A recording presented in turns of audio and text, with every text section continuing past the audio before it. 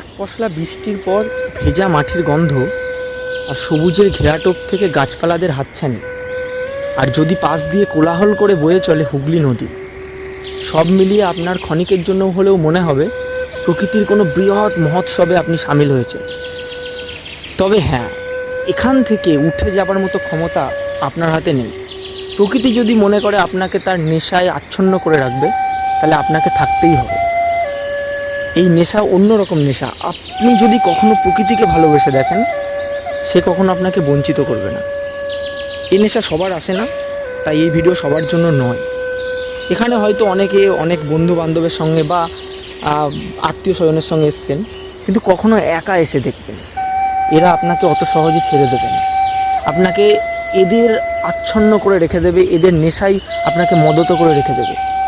আপনি শুধু একবার এসে দেখবেন। আমাকে এমন নেশায় পেয়ে বসেছে, আমাকে প্রতিদিন আসতে হয়, এদেরকে সময় দিতে হয়। সব মিলিয়ে এক অনবদ্য নেশা, অনবদ্য এক অনুভূতি।